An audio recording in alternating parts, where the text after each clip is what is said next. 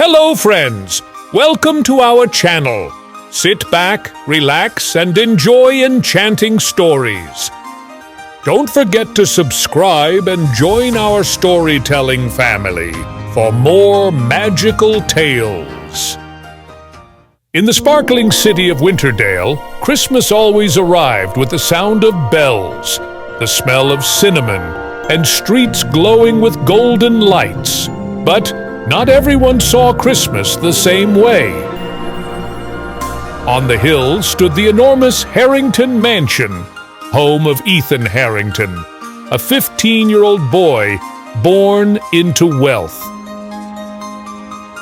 Down in the old part of town lived Noah Reed, also 15, who had grown up in a tiny, drafty room behind his mother's laundromat. Two boys, same age, same city, two completely different lives. Yet on one unforgettable Christmas, their worlds would collide. Ethan had everything: designer jackets, the newest gadgets, a personal driver, and a house filled with decorations brighter than the city square. But his parents were always busy: big meetings, business trips, endless dinner parties. Every Christmas, Ethan received gifts worth more than some people earned in a year. But they never felt like gifts. They felt like replacements. That night, he sat in his giant bedroom, scrolling his phone, bored. He whispered, "What's the point of Christmas if no one's here to share it?" Meanwhile, across town, Noah helped his mother fold laundry for customers.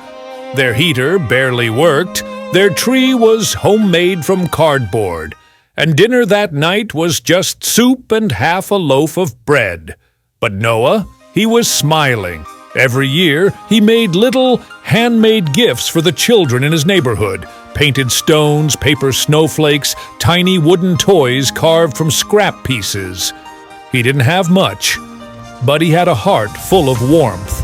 His mother kissed his forehead. We may not have money, Noah, but we have each other. Noah grinned. And that's enough, Mom. Because love makes even the smallest things feel big. Late that evening, Ethan's driver dropped him off near the city square for a Christmas event. But a sudden snowstorm hit, hard. Confused and lost, Ethan wandered into the old town, trying to find a taxi. That's when he saw a small crowd gathered outside a worn-out apartment building. Curious, he approached. Kids were laughing, singing, holding tiny handmade toys. And in the center of it all, Noah. He stood on a wooden crate, handing out gifts he made. Ethan blinked. No expensive gadgets. No shimmering lights. Yet, these kids looked genuinely happy. Noah noticed Ethan standing alone and shivering. He walked over. "Hey, you okay?" Ethan nodded weakly. "I'm fine, just lost." Noah offered him a warm cup of cocoa, probably the only cup they had. Ethan hesitated. "You don't have to share. Noah shrugged. Christmas is for sharing." Ethan took a sip.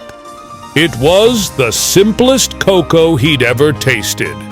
Yet somehow, it tasted like kindness. They sat on the icy steps.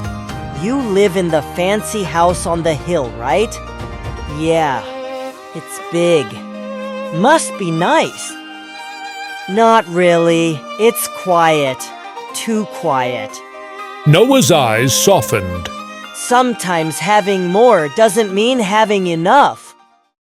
Ethan stared at him, stunned by the truth. A little girl tugged Noah's sleeve. "Noah, do you have any toys left?" Noah checked his box. Ethan felt a tug in his heart. He opened his bag.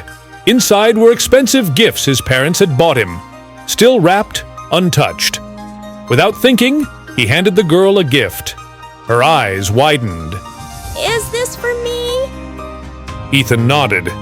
She hugged him tightly. And for the first time in years, Ethan felt something warm spreading inside him. Joy. Real joy. Ethan came to Noah and asked softly, Hey, what if we do something bigger? Something that helps everyone? Noah smiled, leaning in with curiosity, ready to hear Ethan's idea. The two boys rushed around the neighborhood, Ethan donating the rest of his gifts, Noah handing out handmade ornaments. Soon, other teenagers came out to help. Then adults. People brought food, blankets, clothes. The poor part of town, usually quiet, became alive with laughter, music, and warmth. Someone whispered, This feels like Christmas again. when Ethan finally returned home, covered in snow and joy. He found the lights on. His parents were waiting, worried. "Where were you?" his mother cried.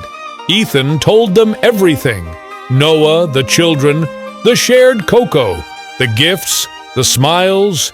His father listened quietly, then said, "Ethan, we forgot what Christmas really meant. Let's fix that." The next morning, the Harrington family arrived at the old town with trucks full of supplies, toys, warm meals, and winter clothes.